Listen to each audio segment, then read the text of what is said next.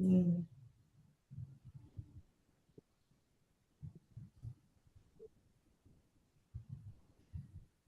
Is it recording?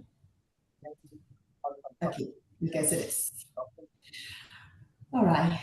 Welcome, everyone. Good morning. Welcome to Bezerra Spiritual Healing Center. We are a non-denominational spiritist center, and here we respect all religions, all spiritual traditions. Here is a safe space for us to learn together, to grow together. So if you are watching us on YouTube or if you are new here, I don't see anyone new here, but please feel free to reach out if you have any questions or any comments. You're more than welcome to study and grow with us. Before we start, we always have someone doing our opening prayer. So I would like to ask for someone to volunteer and do our opening prayer. Do I have a volunteer? Tanya? Yeah, go ahead, sister, please. Thank you. So let us all together in this happy Sunday, a beautiful moment. One of the best moments when we are all gathering together in this beautiful planet that we call Mother Earth, our divine school for our souls. And in this great connection and gratitude with our mentors, these great brothers and sisters on the spiritual realms, who volunteered to be here with us, guiding us, helping us, teaching us, and protecting us. And do not let us forget about the divinity within each of us. We are so grateful and thankful for all of you, Benemérito mentors and spiritual friends, and through your divine connection with our Lord Jesus Christ, we with you. We thank you, Lord Jesus. Thank you so very much for being this great master, great brother for all of us. Thank you for teaching us how to love unconditionally. Thank you, Lord Jesus, for guiding us, for protecting us, for allowing us to have these great opportunities to reunite again with our spiritual family throughout the world. And with your love, your light, your wisdom that you have manifest from God here on earth, and that is within each of us, blessing our dear sister Sunshine on her speech and lessons that she will share with us, and to the mentor of this group, Dr. Bezerra de Menezes, and all the great directors and doctors and nurses. We are open with such love and gratitude, our beloved service today. And so be it, so it is. Thank you. So it is. And so it is. Thank you, sister. All right, so as I was saying, welcome everyone to the Spiritual Healing Center. Quick reminder is that we have two parts into the session. We'll have someone sharing with us remarkable findings from the Spirits on High. So please be aware, do your active listening. We highly encourage you to have a piece of paper and a pen for you to take the notes that your mentor will be working with you for you to download the important messages that you need for you to reflect along the week and to sustain the energy that you are already receiving here while in the center with us. So let us all practice the active listening, avoid multitasking. The second part is going to be a hands-on healing. So if you or anyone who is in need needs a treatment or something, today we are going to have virtual passes. So the mediums of PSH will be working with the benefactors of the good for you to receive whatever you are in need. But you will see that we also have opportunities for continuous treatment. So start today and continue along the week and along the month. Now, I do want to share with you all the opportunities that we have for us to be together.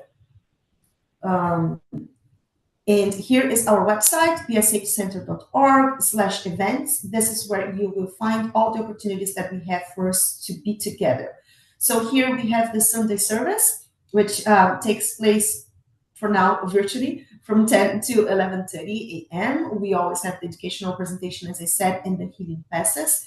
But daily, we meet for us to do daily prayers, right? So every day at 6 p.m. Pacific time, we all get together for 15, 20 minutes to emanate positive thoughts for us and for the others. So please do join us.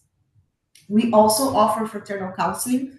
This one is by appointment only. So if you or anyone who is in need to vent, to pray together, to just share, or to get a different point of view into something, by all means, we are here for you and with you. We all have our struggles. So please count on us if you need anything. Just send us a message.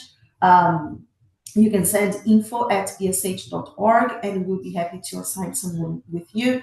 If you cannot meet us on this specific day and time, that's okay. We will find someone who is available for you. Now, we know that Spiritism is a journey of inner transformation. So we do have a lot of book study groups where we all read together and we grow together, we discuss, and it's not only fun, but it's beautiful to see all the exchange that we have. So on Sundays, starting today, we will start the book Missionaries of the Light, a beautiful book from Chico Xavier from André Luiz via Chico Xavier. Yeah, this is yeah, I have to change on that. So it's written by André Luiz via Chico Xavier, who psychographic the book. It's an amazing one. Everybody's welcome to join us in the same link.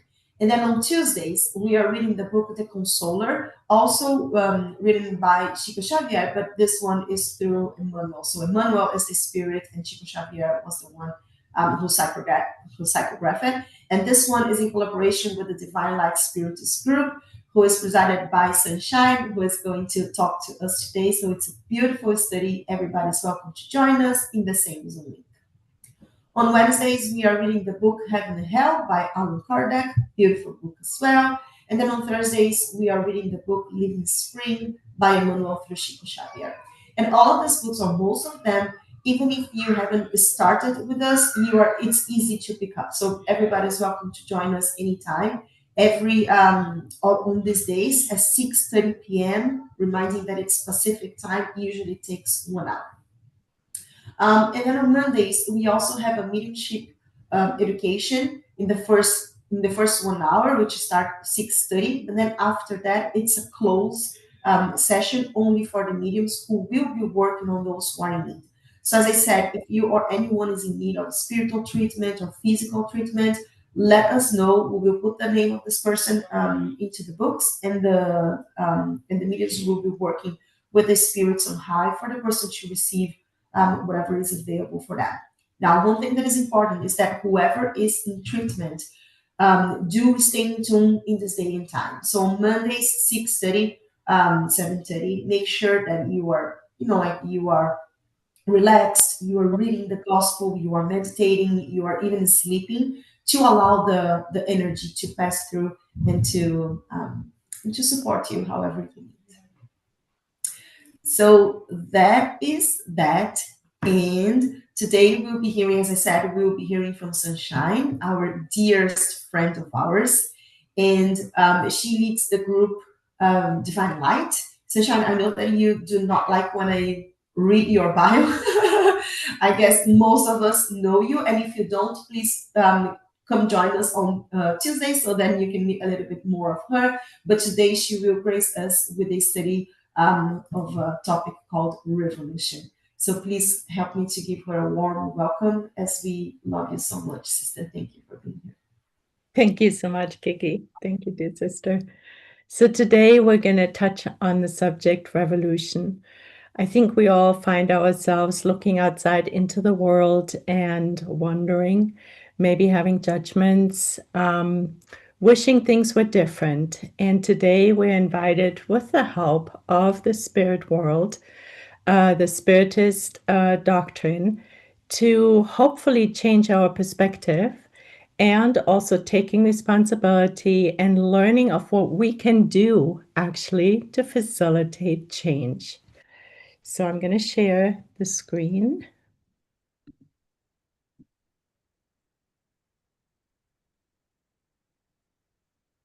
All right. Just another minute, please. All right, you guys can see the screen in full glory, right? We can, sister. Okay, perfect. All right, I'm gonna move this up. All right, so revolution. At first, let's look at the material that is the base for the talk. So we're pulling information from the Consoler by the Spirit Emmanuel, from the Spirit's book by Allan Kardec, by Our Daily Bread, from Our Daily Bread by the Spirit Emmanuel, and Light Ahead by several spirits. The 3 chapters we're pulling from is from Dr. Bezerra de Menezes and Emmanuel. So this is a lot of information. So I invite you to take screenshots or take notes and ride along with me with the spirits, really. I'm just the mouthpiece. So first we're starting off to go to the book, The Consoler, and the chapter Sociology. We had a separate talk a few weeks ago just on sociology and spiritism. So if you're more interested in that subject, please go back to YouTube and you'll find that talk. So question 55 from the book, The Consoler, asks, will the inequality observed among social classes in the enjoyment of earthly goods persist in the future? So the social inequality is something that I'm venturing to say is upsetting us because we see people suffering all over the world and we may be living in peace and abundance, and we're wondering, so why is this? And why is this happening? What can I do? So here we're learning, and this is really groundbreaking. Social inequality is the ultimate proof of reincarnation. So there is no mistake for social inequality. So why? So let us look further. Everyone has identical rights before God. So God doesn't create social inequality, right? So everyone has identical rights before God with equal opportunities to all. So these equal opportunities that we're trying to create in society from the outside in, I want to say, to jump ahead, from the outside in, is, however, rooted in an issue that resides in each one of us. So the social equality exists before God. It exists before God, but not in our society. So why? Let's go further. Everybody has the right to seek wisdom and love. Remember those 2 wings, wisdom and love? Both need to be equally strongly developed so we can ascend to God. And it is through personal efforts and the sacred duty of work. Everybody has the right to seek wisdom and love. So we all have the right to be in a better position, ultimately. Spirits are placed wherever it is most conducive for them to fulfill their tasks of redemption and regeneration. So some of us have birth defects, are physically challenged, others live in war zones, others are famished, and others are super wealthy and living in peace and beauty. That's the so-called social inequality, but it goes back to reincarnation, and we are being placed where it is most conducive for us to fulfill our tasks. Poverty, misery, war, and ignorance are social diseases. Caused by what? By the atonements almost all members of society find themselves in. So, I think we're getting the idea. All of this resides within our own selves. Because we're being placed in the best place, and it's because of our atonements, and all these diseases that we find out there, like poverty, misery, and war, were co-created by us. God didn't create those. He allows it because we need to work through certain things. So then Emmanuel says, eventually spiritual enlightenment through Jesus will abolish these illnesses, and we won't have to endure them any longer because we will have changed. Let's continue. So now the question is, in the Spirit's book, are some spirits created good and others created bad? What about this inequality? And then, hold on, sorry. And then here's the answer. God has created all spirits simple and ignorant. All of us were created equally. That is to say, without knowledge. He has given to each of them a mission with the purpose of to enlighten them and gradually leading them to perfection through knowledge of the truth. Knowledge of the truth, in order to draw them near to God. What is this truth? We're going to look at it. Spirits acquire knowledge by passing through the trials imposed on them by God. So now we're already getting another piece of why is X, Y, and Z incarnated in a horrific war zone. Maybe discarnating early, maybe suffering, maybe being mutilated, right? But we were all created simple and ignorant, and we're all equal before God. So this is important to keep in mind. So let us look at the knowledge, the perfection through the knowledge of truth. What is that? What do the spirits mean by that? And here is one piece of information that helps us maybe to get there better. So in John 8:32, we read, the truth will set you free, right? So what is the truth? The truth is a reference point. It is not our individual truth.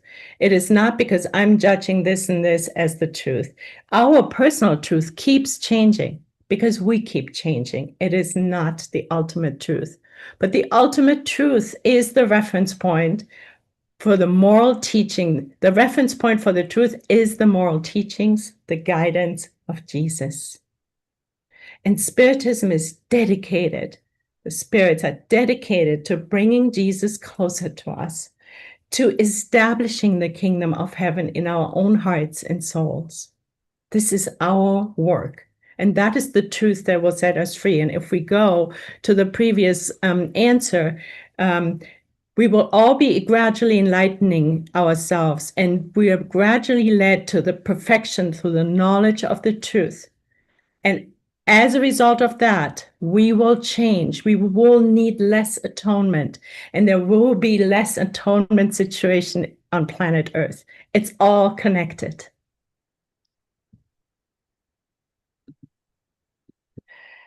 So then let us stay with the spirits book and let us look at question 120. Do all spirits travel on the road of evil to arrive at good? And the answer is not on the road of evil, but ignorance. So this helps us now to redefine the word evil, because evil often has a moralistic, religious undertone, but this is hopefully helping us to understand it's our ignorance that leads us into trouble. How is it that some spirits have followed the road of good and others the road of evil? Ignorance. It's our free will. Have they not free will? The spirits are answering. God has not created any spirits bad. We were all created equal and ignorant. And we have free will to do with what we experience, what our situations are, what to make out of it, what to make with it. He has created them simple and ignorant, that is to say, possessing an equal aptitude for good and for evil. Remember, we're all equal before God, but not in society. Why? Because our free will gets us into trouble. We're putting seeds in our gardens of eternity that harvest only we can and have to reap. And that can be thistles, nothing but thistles. Those who become bad become so of their own free will. So the responsibility is pointing here, is pointing inwards. That proverbial finger that we always like to point in all situations, 3 are pointing back at us. And that's empowering. That's good news. I see it as good news, because then we can literally control what is happening, or control it more. Now let us go back to the consoler. Sociology, the chapter of sociology, question 63. Considering the positive determination of do not judge, how can we discern good from evil? Did I actually, excuse me, just a minute. We did this, fine? Yeah, sorry, I was wanting to make sure. So how can we so now let's look at this good and evil, at the ignorance and our free will, and how we can learn more to align ourselves with the good. So the question 63 in sociology, considering the positive determination, do not judge, how can we discern good from evil? So then they tell us that there's a massive difference between judgment and discernment. The right to judge the consequences of people's actions belongs to God. So this pointing the finger, this judging is not for us, and we're doing it continuously. We're judging all the politicians, we're judging world situations, we're judging everything. Every neighbor of ours, our family members, that's not. And then we blame them to boot. We blame everyone but our own selves for the situations we find ourselves in. It's on some level actually funny, isn't it? So here it is. We're not allowed, I mean, we're doing it, we have free will, but we are not here to judge. That belongs to God. However, discernment, that helps us to align ourselves with the good, to avoid hardship in the future. The right to discern is ours, and that is the discernment of good from evil. And that has been given to every spirit, helping us with our free will. We always learn from Emmanuel to align our will with God's will, which is nothing but goodness. So now let's look further at this discernment from good from evil, of good from evil. So we can create a better future for ourselves, which ultimately helps change the world. How can we discern between good and evil? Question 630 in the Spirit's book. And here's the answer. Good is everything that is in harmony with the law of God, and evil is everything that deviates from it. Thus, doing what is good conforms to God's law, while doing evil in ignorance infringes upon that law. We want to be in harmony with the law of God, with the goodness. How can we do it? Let's go further, because we want to make it as practical as possible so we don't fail so much anymore, so we can do the good and use our free will to create goodness. So here we go. Question 632 of the Spirit's book. Since humans are prone to error, couldn't they be mistaken in discerning good from evil and believe that they're doing what is good when in reality they're doing what is evil? Of course, right? We're doing it for millennia. It's why we are in the mess that we are in. Answer. Jesus has said to you, do unto others what you would have them do unto you. That sums up everything the spirits are saying. These are not my words. This is from the Spirit's book. It's a quote. That sums up everything. So essentially, we don't actually need more. We could stop right here. But we're going to go a little bit further because it's always good to look at one subject from different angles, putting the flashlight on this situation repeatedly from different sides. So the golden rule is one of our main keys to align our will with God's will, to stop judging and discerning, however, good from evil, because that's our work, to create a better life for us and our brothers and sisters ultimately, because when I change, things out there ripple out.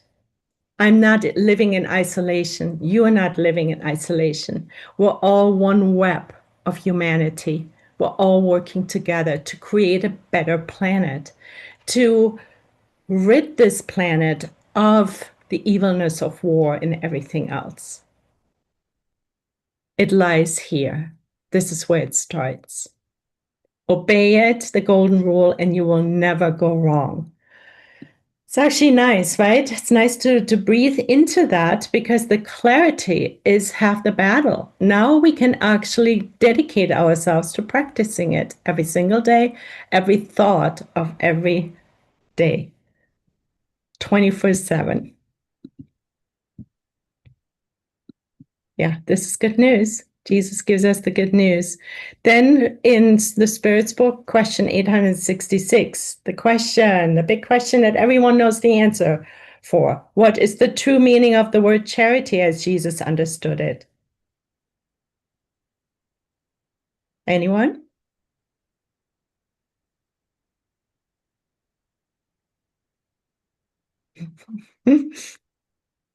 All right. What is the true meaning of the word charity? There's 3 components to it. That's the hint. Number 1, goodwill towards all and everyone, seeing the good in everything and everyone. That is this goodwill that we need to practice. Charity is seeing the good in everything and everyone. Are we doing that? It's part of the golden rule too.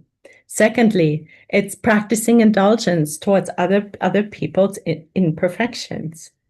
Are we doing that? And lastly, forgiveness for all trespasses. Forgiveness, always forgiving. And spraying more love, always loving more, never less. Not so easy, right?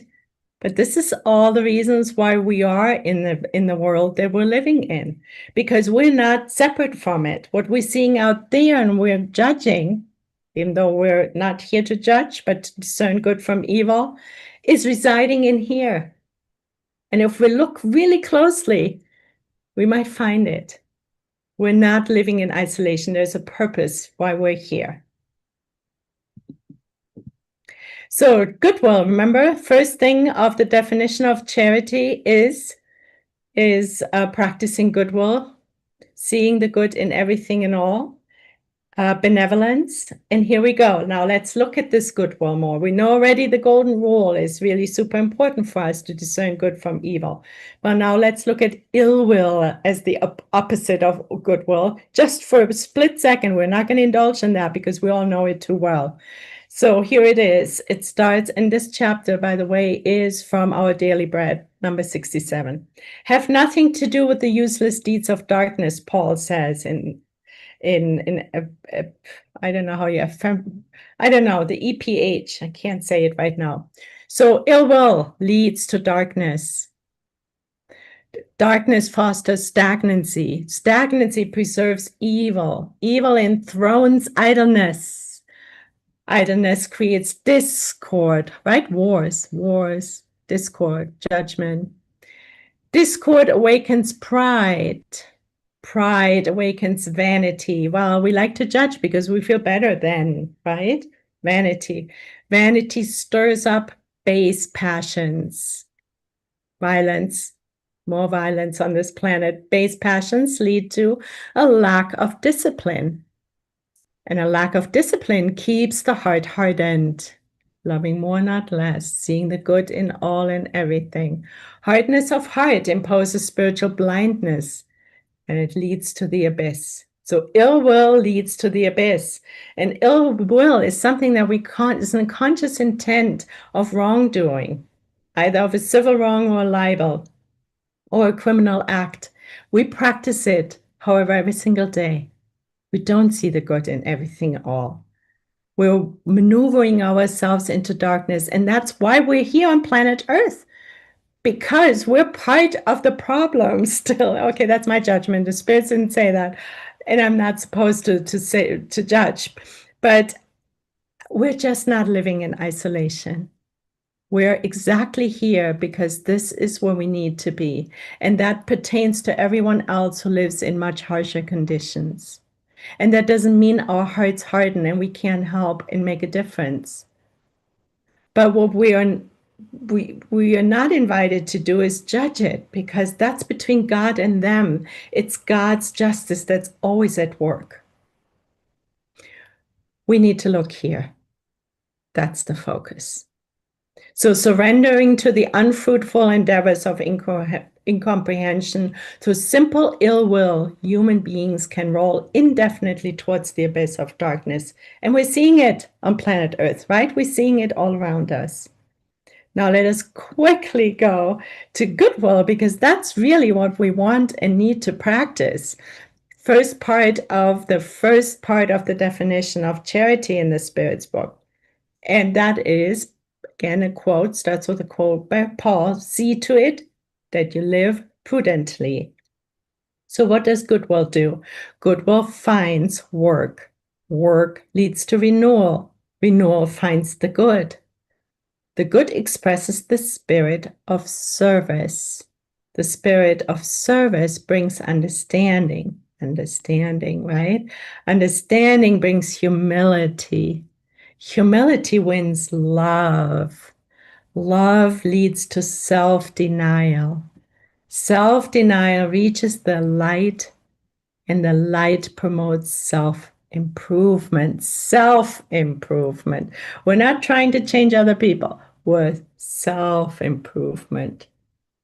And that sanctifies the individual. That sanctifies us. So from goodwill to the kingdom of God on earth. See, here we actually see how brilliant the definition of goodwill in the Spirit's book is, of charity in the Spirit's book is, as it starts with benevolence, which is goodwill. How pivotal, how important it is to change ourselves and ultimately the planet's environment. It's beautiful. So here's a summary for goodwill. So goodwill creates the light, humility, self-denial, self-improvement, renewal, understanding, work, spirit of service, love, and sanctification. And that will be and is the kingdom of heaven on earth. Remember the Lord's Prayer, kingdom of heaven? This is how we create it. We can't create it out there. It has to be first in here in us. And this is how we practice it, how we create it. One person at a time, one thought at a time, one word at a time, one action at a time.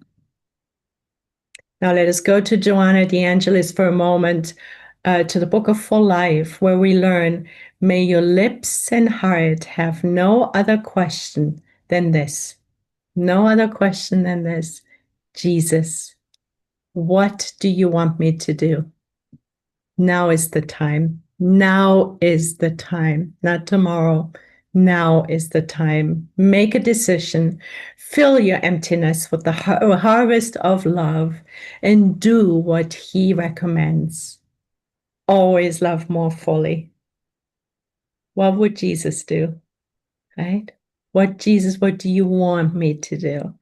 And the answer is always, when in doubt, always love more fully. So beautiful, isn't it? We got all the tools. Now we just need to not ever forget them and practice them. Let us breathe into this. We're never alone either. All right, we're not quite done yet. So now we're going to go to the revolution, right? The chapter is entitled, today's talk is entitled Revolution, and it's really spiritual revolution. So remember when we started off that the social inequality is linked to reincarnation, and it has its place because we created the situation we were born in and living in, because it's for our best, it's our part of our atonement, and that's why the earth is filled with these opportunities of atonement, because we still need it. Once we don't need atonements anymore, there won't be any atonements around us, or we won't find ourselves in those situations any longer, right? That's where we started off. But we also learned that we're all equal before God. And here's the next step. And we have equal opportunities given by God, just not socially because of our misuse of our free will. So now let us look at the word unity and unification, and let us look what they mean. So what is unity? Well, it's immediate union. Why? Because we're all united. We are united. Unity exists on planet Earth. We unite as brothers and sisters. We are all children of God. We're all children of God. We're united as children of God. On that level, we think we're all so separate, but we're actually not. So we are united. Let us keep that. That helps us to feel our brothers and sisters more hopefully, to love more fully. And then there is unification. Let's look at the word. Has the the togetherness, you and I, from unity is in unification. Unification is urgent, but Dr. Becerra also says in this chapter, it's in Light Ahead, that we can't rush it. We need to define our goals. In order to practice unification, we need to have the same goals and walk together, like in the picture. Yes, we're all united as children of God, and yet everyone has a different idea. Everyone wants things differently. So we need to define our goals. And the purpose of unification is to understand one another better, Dr. Pisea says. Remember the goodwill, understanding was part of practicing goodwill? Just earlier in the book, Our Daily Bread? Yes, it means we need to understand we need to practice charity, benevolence, indulgence, forgiveness, and we need to drop our reciprocal hostility. And we will automatically, when we practice charity, when we practice goodwill, we need to drop our hostility, which is steeped in lack of understanding and judgment. But we're here busy with our own selves, discerning good from evil. We're not judging anymore now, right? What's going on with our brothers and sisters. That's for God, not for us. Then we need to drop the disregard towards anyone, because the definition of justice is respecting everyone's rights. Again, no judgment. And we need to drop being strangers to one another. Charity is lending a helping hand. So the spiritual revolution, again, light ahead. The task of the sincere spiritist is revolutionary. Not in the sense of external actions or exalted preaching, because we don't want to put, like in this picture, the cart before the horse. No, it is our inner revolution extending to others. It starts with our own selves. It starts with our own selves. The revolution that we're waiting for is actually not a waiting for. We can be busy right now, this second, whatever thought comes in. We can look at the golden rule. We can run it through the golden rule. We now know what benevolence, goodwill is, how to practice it. We have all the tools. It is an inner revolution. And from our change, the world will change. The hundredth monkey or whatever it is, right? It's because we're all connected. It's right here. And we can be busy. We can be in bed. We can be sleeping. We can be sick. Doesn't matter. We can practice all of this, starting with our thoughts. Our thoughts are energy. Our feelings are energy. It's impacting everyone and everything.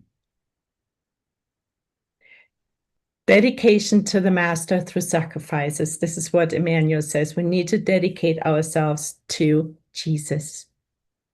Jesus, what would you want me to do? Jesus, what would you do in this situation?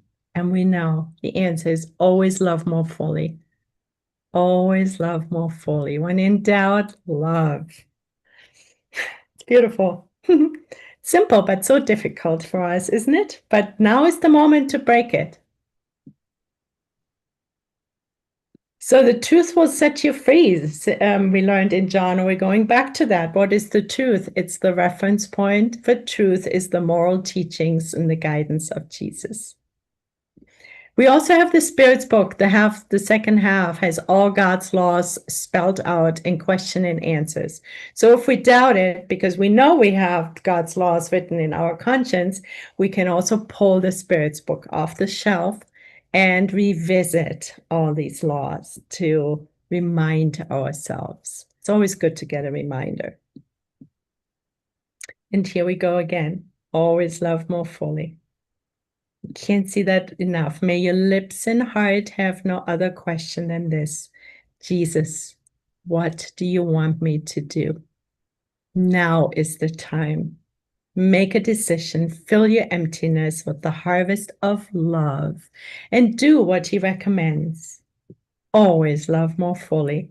And with this intent and with these actions, with these love-filled thoughts and feelings and actions, we will put these beautiful seeds in our gardens of eternity, creating a better tomorrow for our own selves and for the rest of mankind, because we're not isolated. This is the revolution that we want.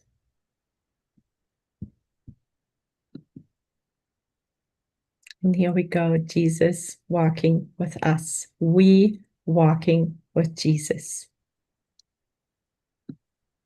Thank you so much.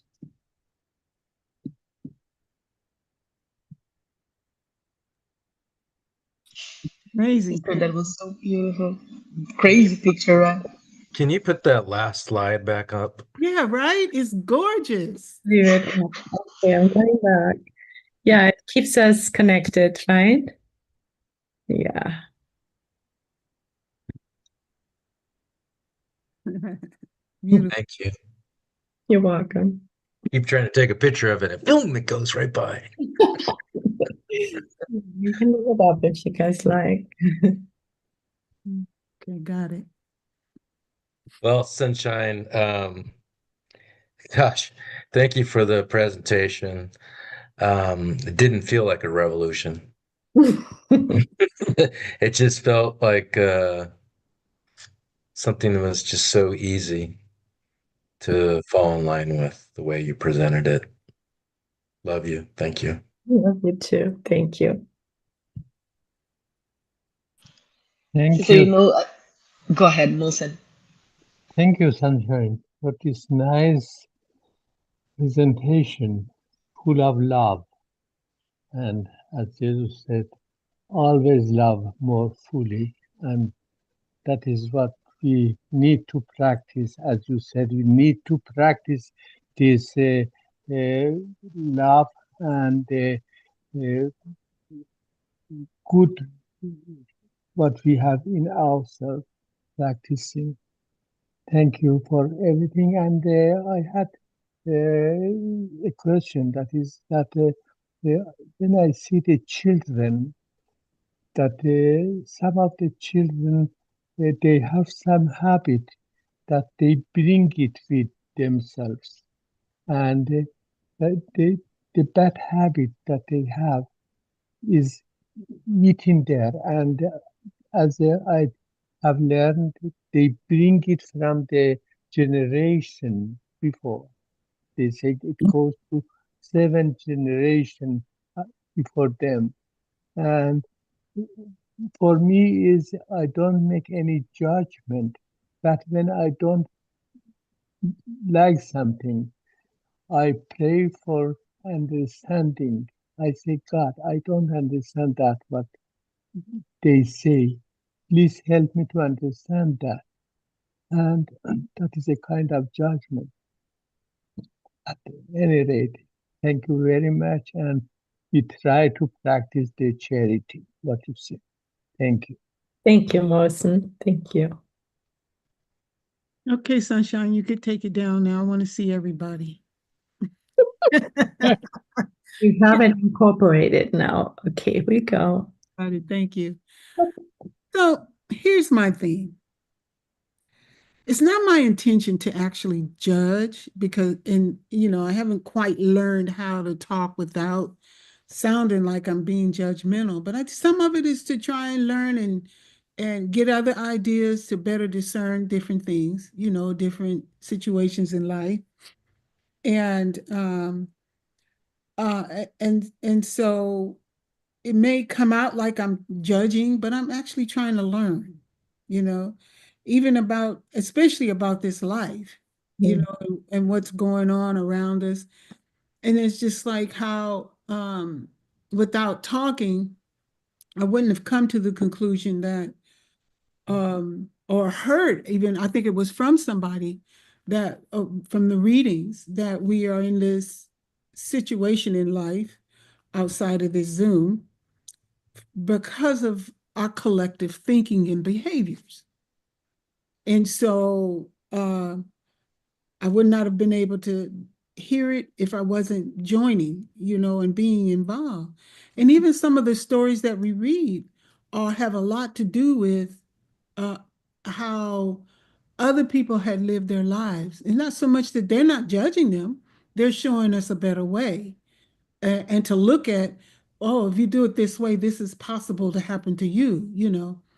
And so, but when we talk about it, I don't, my intent again is not to judge, but to share and to get a better idea of whatever the perspective is or the situation is. So that to me is kind of like a real thin line there, judging and sharing your thoughts. You know what I mean? Absolutely. And I don't think I've graduated quite yet to just say, Jesus, what you want me to do? Not yet. Mhm. Yeah, Working on it. proud. I know. We're all in this, Regina. But that was interesting. Thank you so much. Thanks so much. It's a very important topic, as always, in evolution, no? Evolution. And it's very interesting, Sunshine, when you start. It's always a question. We know the answer. Now, as a spiritist, we learn to the answers. But it is so painful to see our brothers and sisters suffering, going hungry, homeless, hopeless, fearful of the world. My gosh, when we study the books of the saints in their biographies, we will understand why they choose poverty. No, most of them I was born in a rich families, and they choose poverty for not losing the opportunity. Now with the world, what the world can offer, the comfort. And my friend from Brazil, she's a doctor, and she like uh, uh, to learn yoga, and she went to University of Yoga in Brazil and went to graduate in India. And last night we were talking, and she said, we are talking about poverty around the world. And I said, I wish I have a documentary about when we drove our RV from Sacramento to Florida. And I was shocked. I was shocked to see the poor side of United States, that we are third country, from third country. We would not expect, when talk about the United States out there is a post World War, no. So, and then see the side of the poor poverty in this country, the childrens and the elderlies, and working at very old age, very sick people with a oxygen machine, and that have to work to compensate their retirement, and the very expensive bills from Medicare of medicine. And I say, my gosh, why this? No, and even teaching us, give us the opportunity to the true the rules of charity, no? The love one another, to look to one another as your brother, as your sister. Would you like to sleep in the street? Would you like to be hungry and thirsty? Would you like to be addicted to drugs or to sex or to other things? So it is that kind of love that Jesus look at to us, and exemplify for all of us, because if you go through all the teachings of our Lord Jesus, he went to the poor, he went to the addictive, he went to the sick of the spirit, the sick of mind, the sick of the bodies. And he was there doing a hand and giving hope, giving food, good air to them to breathe, and giving his hand to hold. So I'm like Regina. Unfortunately, Lord Jesus, forgive me. I still not ready to say no. I'm ready to. I still working on my selfishness, because when you see that you live in a comfort place, you have money, and you see the world suffering, it's very painful. It start to answer my question in the beginning, Sunshine, but it bring more consciousness for a lot of things that we have to do and we are not doing yet. Talking to myself, but your speech is like to be there for us to study, not just to listen. Like you said, to take notes, take a print, and come back to see, because it's not just one time, it's many times for us to really put our 2 feet in the ground and say what I'm doing here. And my work and my evolution, I'm just comfort and reach because I deserve it. So what we are doing, yeah, I love it. Thanks so much. You for me is the best teacher.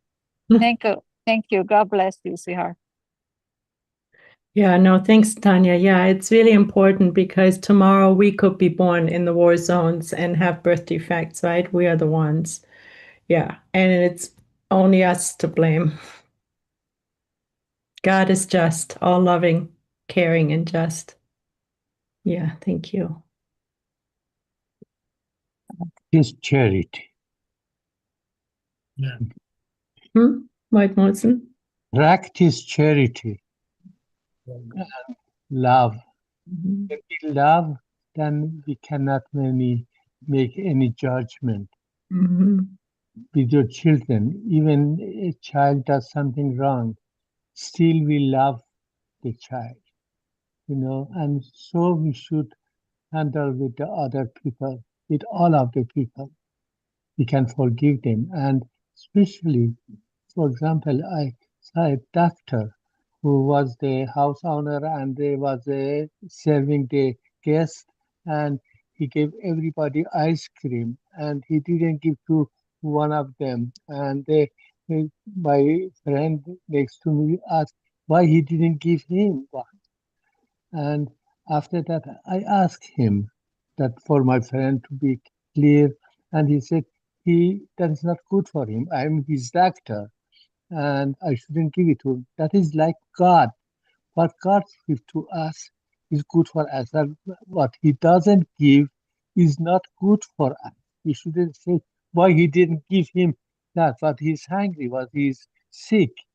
God knows what He's doing, and we only say, God, give me the understanding that I understand that, not why you do that.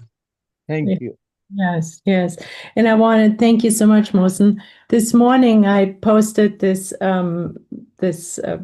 piece from the book The Way, the Truth, and the Life, which is completely one with what we've been talking, what you said, Mosen, too, what everyone actually said. So here it is. Emmanuel said that if parents lack understanding, if one's spouse is ungrateful, if brothers and sisters seem cruel, then it is necessary to renounce the happiness of wanting them to be better or perfect and commit to them even more in order to work for everyone's evolution with Jesus. There it is, right? It gives me chills. It's just, we didn't even need the talk, but we needed it because it puts light on different aspects of it. But there it is. And we all have family. We all have friends. We all live in a community, right? And it's posted. We can look at it. That's it. It's becoming conscious, everything helps our consciousness. And we have to be reminded sometimes, even though we don't always like looking at it, like Tanya was saying, it's painful. I'm out there every week and it breaks my freaking heart. I used to deliver lunches, and if there was a few people who didn't get it, my heart couldn't take it. I would come home and redo some more and take them back out there. I just couldn't stand it. But it is what it is. It's so expensive, to do. So I can't do it like that anymore. Yeah. Sunshine, thank you for your presentation again. Just want to share a couple of things. You mentioned that, of course, God gave each creature a mission. And that mission is not to be a doctor,